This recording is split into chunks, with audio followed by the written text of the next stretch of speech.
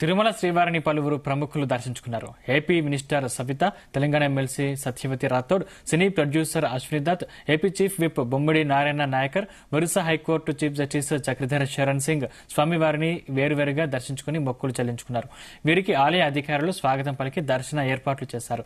దర్శనానంతరం రంగనాయకుల మండపంలో వేద పండితులు వేదాశీర్వచనం చేసి శేషవస్త్రంతో సత్కరించి స్వామివారి తీర్థ ప్రసాదాలు అందజేశారు.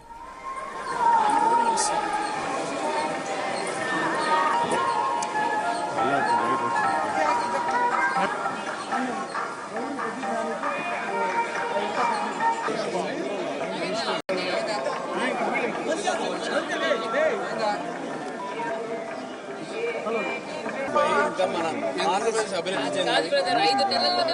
చాలా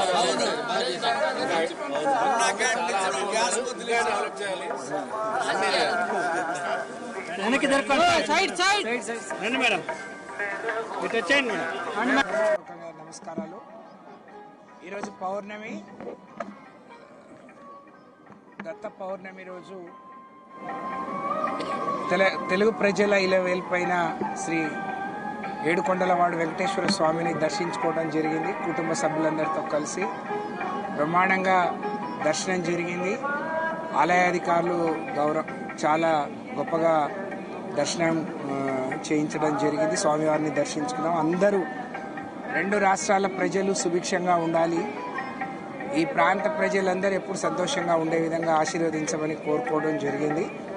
ముఖ్యంగా తెలంగాణలో ఈరోజు అందరు చూస్తూ ఉన్నారు. నిన్ననే ముఖ్యమంత్రి గారు బీఆర్ఎస్ పార్టీ చేసిన పోరాట ఫలితం హాస్టల్ విద్యార్థులకు, గురుకుల విద్యార్థులకు అందుతున్న భోజనం నాణ్యంగా లేదు, పిల్లలు ఇబ్బంది పడుతున్నారు అని చెప్పి మేము అనేక పోరాటాలు చేసిన తర్వాత నిన్న ప్రభుత్వానికి కూడా కనువిప్పు కలిగింది. ముఖ్యమంత్రి గారు, మంత్రులందరూ గురుకుల బాట పట్టారు. చాలా సంతోషం.